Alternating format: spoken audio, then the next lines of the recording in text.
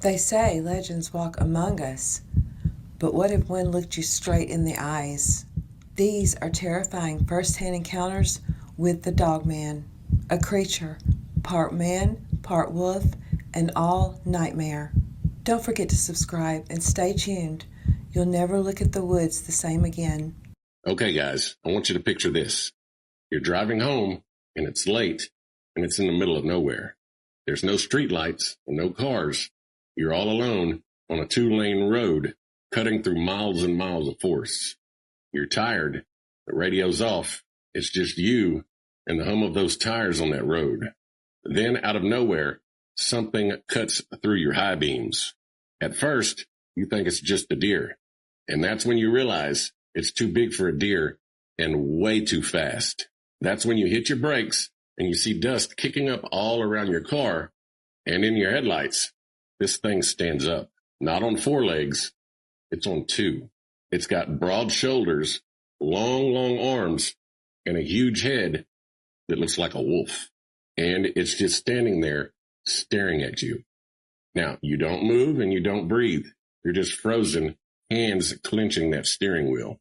And that's when you see it tilt its head slowly, like it's trying to figure you out.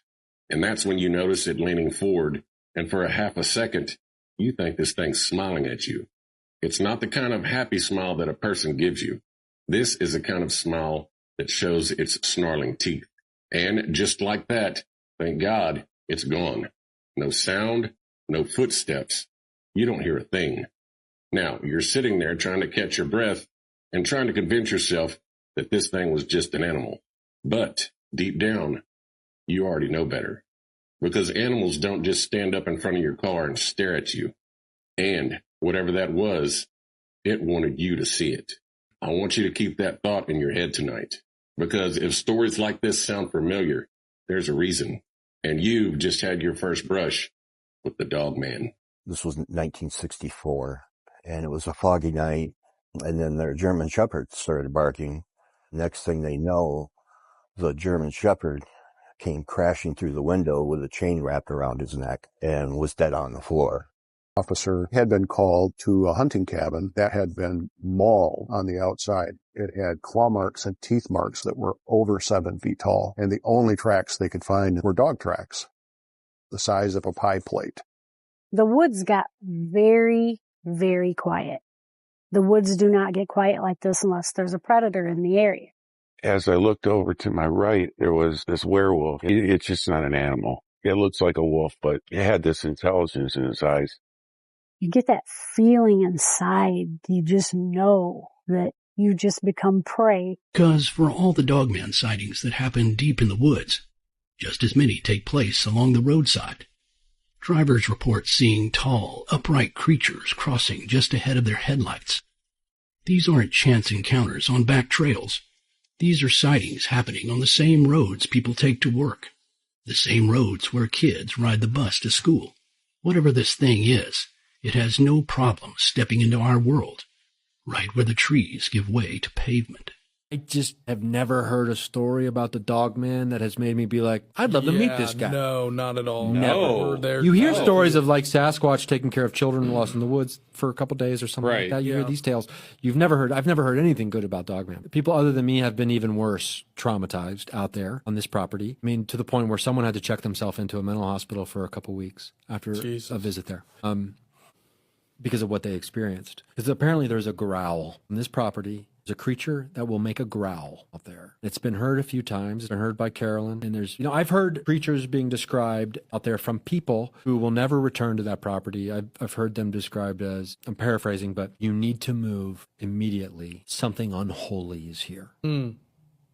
Like, you cannot live here. There is a monster on your property. Like, people have described it like that, and we're talking about like people who are professors or hyper interested and want to research this stuff and have shown up at that property and they're like, get the out of here. Thing keeps drawing closer and closer to me, and I just can't make out what this thing is. And this thing has started running right along beside of me.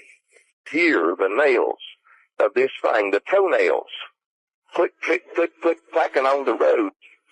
And I could see it good now. I really didn't want to look at its face. I really didn't want to see its face, but I couldn't help it. It's just like I couldn't help myself. I had to.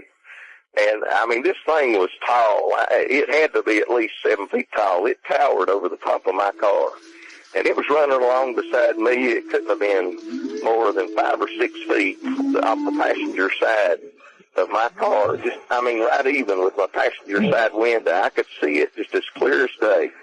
And I know that if it wanted to, this thing could have reached right in my car window to get out of there. But I didn't dare because I was in this steep curve, and I knew that if I hit the gas, this car probably wasn't going to be able to handle the curve, and it was going to run off in the ditch, and I was going to wreck, and I was going to be there alone with this thing, and I was going to be at its mercy. It started to turn its head, and it looked at me. Couldn't help it. I looked full in its eyes. I wish that I hadn't. I wish I'd never seen it. I wish I could erase the picture of what I saw from my mind, but I can't. This thing had great big black eyes, soulless to me, and I just had a sense of evil that came over me. And this thing, when it looked at me, it was like that it could look through me and look to my very soul. And like I said, I just felt like I had been touched by evil. I don't know how else to explain it. And there was such a fear, and I wanted to scream or to holler out or do something. But it just seemed like my mouth just dried up like cotton, and there wasn't a sound that would come out. And I wanted to get out of there. I wanted to get away from this thing, but I couldn't because I was afraid I was going to wreck. And then it came closer, and it leaned down. It leaned in, and mind you, this thing is running beside my car the whole time. And it stuck its head in my window, and it grabbed hold of my door. But this thing was leaning in my window, and it was looking right at me. And it seemed like that it curled its lips back. And I know it snarled at me, but I don't really remember hearing it. All I could hear was the sound of my engine. And it breathed on me. It seemed like I could smell blood and maybe decaying flesh as it breathed on me. It was horrible. And I thought I was dead. I thought this was the end of me. I thought I was a goner. I thought I was a dead man for sure. At just about that time, the curve ended, and I came into a straightaway. And I just hit the gas and pushed it to the floor. And I took out of there. I took my eyes off of it, and I looked ahead. And out of the corner of my eye, I saw it lose a grip on my car door, and I saw its nails rake across the top of my door. And its head disappeared from my window. And as I drove away from it, as I pulled away from it, I looked in my rearview mirror, and I could see it getting smaller and smaller as it began to slow down. Been hearing some crazy sounds. I'm out here, my back against the wall, really. I've been hearing some crazy stuff out here, so I said to come out here and record. You know, guys, I encourage anybody that has any of these encounters, or they're in your house, record them. Make a video, guys, because, you never know, man. Like, these things are smarter, too. They're real smart, like, real smart. So, I'm on the ground. I'm by my tree stand where I had the encounter last time. It was right here behind that trees where he kept poking out before. Okay. I keep hearing these sounds. Also, guys,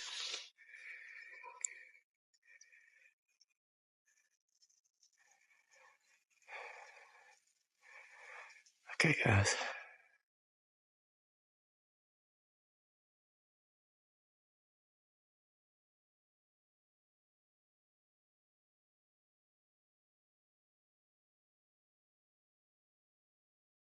Okay, guys. Hold on 1 second. Okay, guys.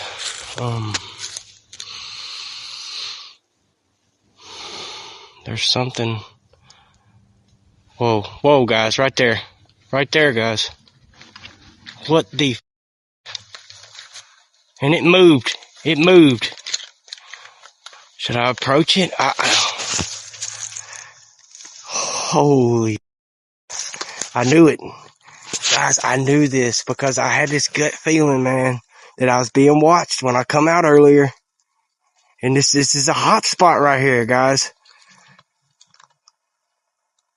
Right there, guys. What the?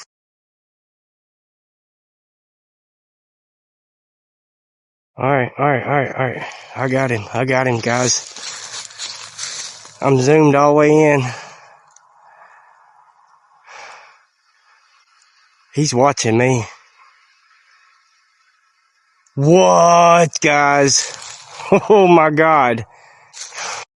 Guys, I gotta get higher ground. Hold on. I can't stand out there like that. I have not got my... Where'd you go?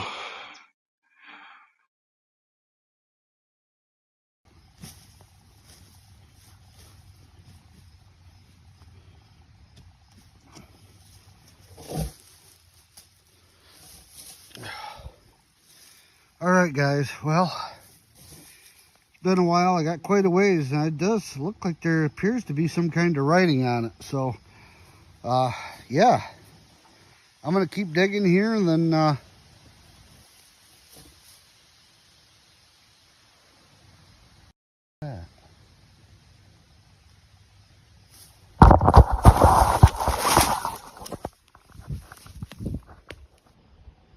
holy shit.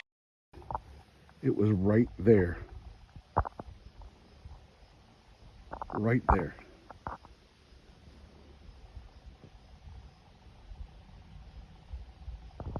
That's insane. I didn't bring my gun with me. I think I'm going to back out of here, guys.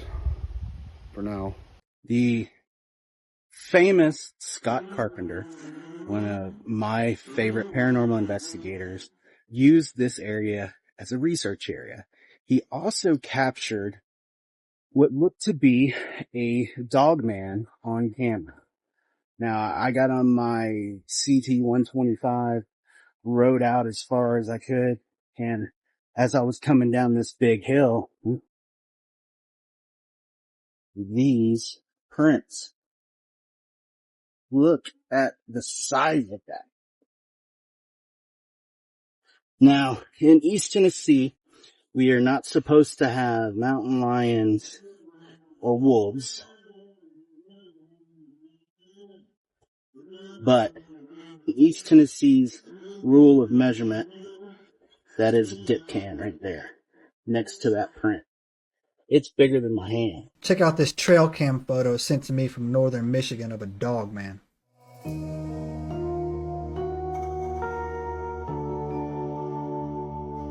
Got some video from Brazil. These guys had a scary encounter with the Dogman. Whether you believe this footage is real or not, it's still pretty dang scary. General area, can you just send me a pin? Drop a pin and send it to me, okay? All right. Thank you. Appreciate you calling. Thank you so much. Hey guys, I just got a phone call. I just heard of another story. While we're filming this story, somebody found out that we're filming this story and called somebody, they got my number, they called me.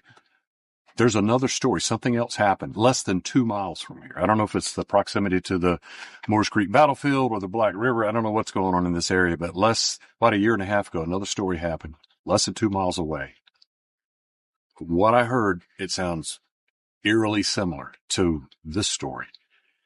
There's a young man we need to go talk to, 40 years old. His name's Larry. He's a self-proclaimed outdoorsman. He's as a child, he's been in the woods. He's been in the woods as an adult his whole life. And, we need to break all this down and go interview him right now. He's got a story. We need to hear it because it sounds really, really, really similar to this story. All right. So let's go. Let's break it down. Yes, sir. It'll be fun. Yes, sir. Very interesting. Done anything like this before, though? I have not. Were you in the military? I were not. It's a lot of hurry up and move. Yeah. That's what I hear, man. That's what I hear. It's, Great. Super. Can't wait to get into it. It's gonna be a little bit interesting, It's kind of like my first big sighting type thing, but Yeah. man, just some of the stuff that happens around here. I guess I'm not the only one that's seen it. Yeah. Great. Well, let's get started, man. Yes, sir. Let's do it. Get on with it. I want to see this place. Yes, sir. Hear all about it. All right, let's do it. You grew up around here? Yes, sir. Did you do hunting, fishing, that kind of stuff or anything? I was kind of introvert, kind of kept to myself, you know. Maybe a few friends here and there would come out and play in these woods. I grew up in these woods. Okay, so you've been in the woods a lot, right? Yes, sir. Okay. Yes, sir. All right. Stop calling me sir. That's all right. That's just that good old mama raising. I understand. Yeah. I understand. So what do you do now, Larry? I build power lines. Do you really? Yes, sir. So you grew up spending time in the woods. Yep. And you still spend time out in the field. That's right. Yes, sir. Wow. Yeah. So you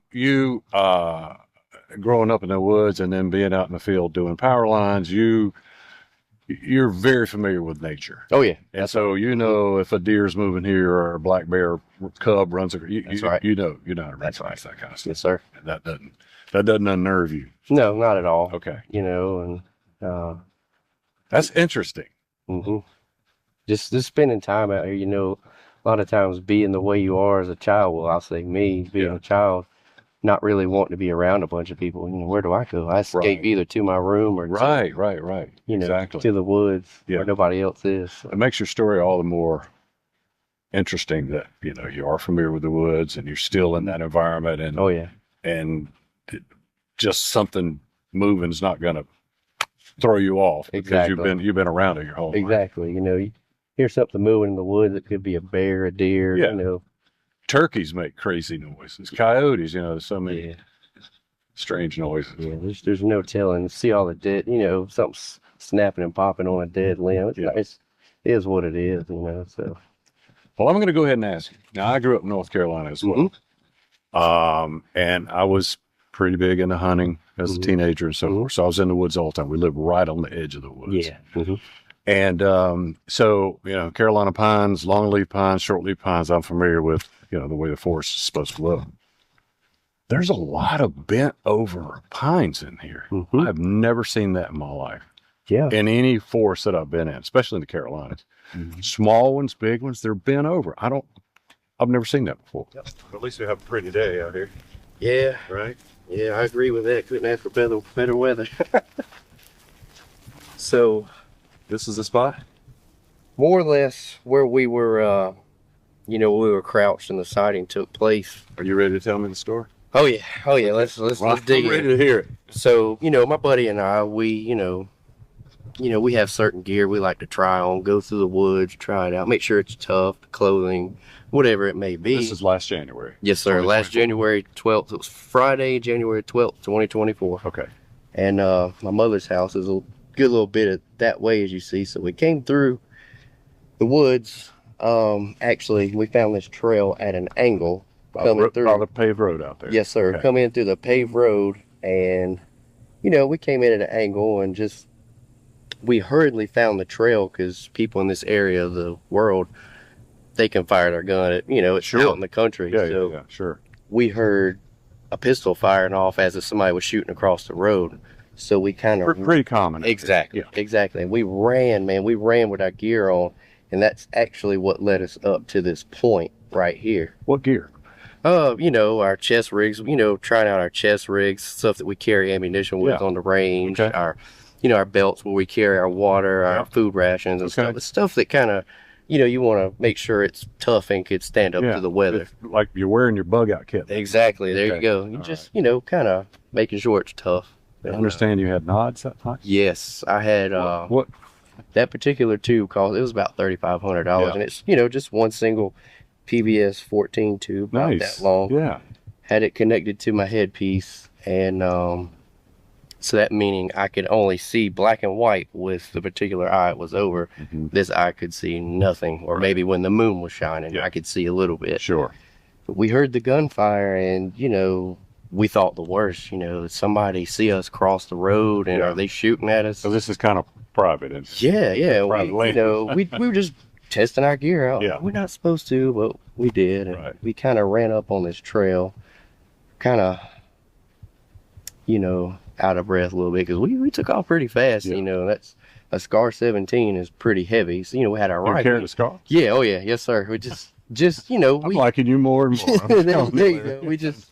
You know, I haven't seen great big animals in here, but you never know when, you know, something's going to roll up on you, and you have to. There's more black bear east of I-95. That's right. Than it is west of. Everybody thinks they're in our mountains, but there's more east that's of right. 95. Yeah, so we, kind of breathing heavy. So under our night vision, to the naked eye, you can't see anything as he's scanning the woods, but with that nods, I can see everything as if it were a flashlight. Was that green or gray? What's your white? Nod? White. It's white phosphor. It's just like reading a newspaper, watching a black and white movie. Yeah, very accurate. So we take a knee, we start drinking our water, and he hears something, and I kind of do too. And you've heard some pistol shots, right? So you're real quiet. Yeah, you're trying to figure out exactly where is this noise coming from? Exactly what's going on, So we hear something snapping and popping and stop, and so when he brings his rifle up to put the IR on it, exactly. Okay, he scans from his left to his right, and no more. And this whole incident was just, I'd say maybe a few seconds. He scanned. As he scanned, he's got his infrared. Yes, his on the illuminator. Yeah, the illuminator. That's right. That's right. Got his little. We can't see it, but with the nods, you can see it. So he, had his little PBS 14 as well. So he scans from the left to the right, and now as I'm looking at him, I kind of move my head and see his light moving across something, and as he moves back. He saw it too, so he saw it backing up. Yeah, okay. We didn't verbally communicate, so I'm just watching what he's doing. And I'd say this guy was probably. You're thinking there's a human out here that owns the land. Yeah, and you're thinking he's thinking you're a wild animal. There you go. You want to make sure you don't get shot. Yeah, man, just all kind of stuff rolling through our brain quickly, and we're like, we have to act or react very quickly. You got to both assess the situation. Got to be on right now. Yes, sir. Got to be on it. I'm tracking with you. Okay, Larry. Go ahead. I'm sorry. No, you're fine. You're absolutely fine. He, and he rolls across this. Now, what I see, man, it's making make my hair just stand up. Standing in the very spot. This being, if I were to try to touch its shoulder, I could not, reach, here. So I see. My eyes are low, so I see feet first. I see two dog-style feet / legs. You got the pad, then you got the foot, then you got the heel. And I'm talking, before it kicks into a heel. It's pretty high. And it goes, as his illuminator rolls up, I'm seeing no hair, a lot of muscles, like this thing just spent time in the gym, just working out, just absolutely shredded, couldn't believe my eyes, or my eye actually, because I, have it covered on one side. And, he kind of rolled up a little bit, and as he's rolling up, it just keeps going and going. And I always compare it to a chimpanzee with, no hair, a little bit of hair around the elbow. Yeah. Arms probably. My goodness, man, longer than ours would be. Exactly. Much. Something you don't want to encounter in the woods in the middle of the night. Right. And, as he's rolling up, I see the last part of it I can see was its shoulder. And as it's turning, I couldn't see its head. It disappears from shoulder to feet right in front of my eyes. So he kind of keeps You think scanning. His light pulled away from it, and that's what made him shrink away? No, I watched it. He stayed there for, like I said, he had seen it, so he had locked in on it. Yeah, he just a few seconds. It was kind of like, I'm going to scan, go back, okay, and then scan. So that little go back, I'm looking, in that time, at this point, I can see it regardless of his illumination. As he comes off of it, that's when I'm trying to check this thing out, and it turns as if to guard like that and just disappears as it turns. And he cuts his illuminator off, and mind you, we're still kneeled on the ground, on the ground here. And, my heart rate just through the roof, it changed my breathing. I was. I'm going to interrupt you. Oh yeah, go ahead. So initially, this, whatever you saw, was facing you guys. Right. So it knew you were here. Exactly. It was acknowledging your presence. Exactly. Okay, go ahead. And that's good that you bring that point up, because it was actually where it was at. It almost looked as if it had walked in toward us and had come to a barrier and stopped. And so I was like, that's interesting. But, we're kneeled down and neither one of us are saying a word. And this creature, this thing, he said, yes, our next objective was to remove ourselves as quickly as we possibly could to the paved road. Sure. And before we could stand up and turn, I hear it probably 50 yards that way at This an angle. Yes, that way over there. And I said, well, it's either coming for us, it knows we're here, we need to get out. So it followed us all the way to the road at a distance. And you could hear it. Yeah. Oh yeah. I could hear it. Do, do, do, do, do, and then just nothing.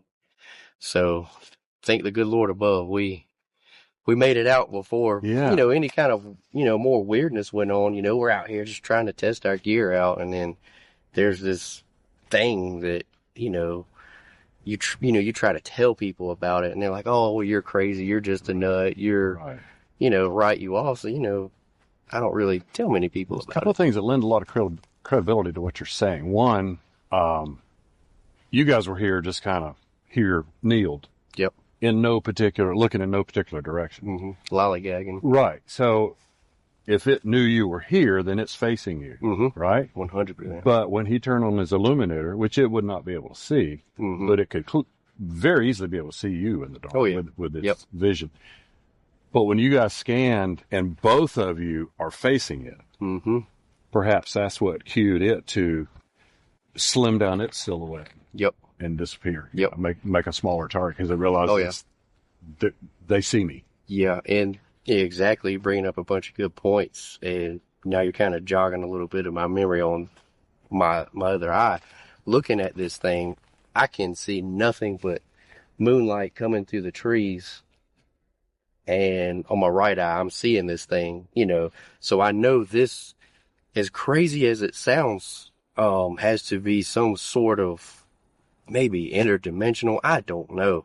It shakes you to your core when you see something that's that big and you can't initially see it with your naked eyes. You have so many questions, but first thing on your mind is, let's go, and Larry, you said a little bit of hair on the elbows, things like that. Yeah. What about It was. Could it have been short hair? Slick. No, slick. It was slick to me. Hairless. Exactly. Hairless, slick. It reminded me, like I was saying earlier, of a hairless chimp, because of the muscles. I saw a little here, maybe a little down towards his feet, but there was, most gorillas or monkeys, they have hair, but it can be real short, real thin, Oh yeah.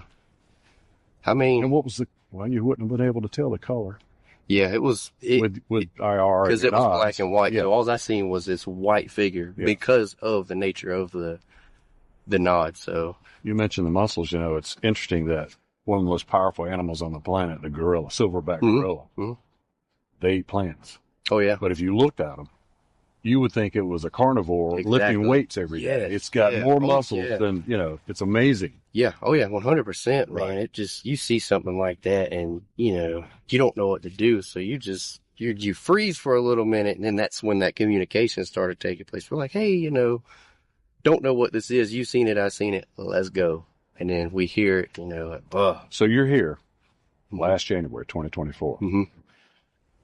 We are, currently doing research in an event that happened back in 2020, Black River, Highway 210. Yeah, oh yeah. How far is that from here? Oh wow, let's call it 2 miles.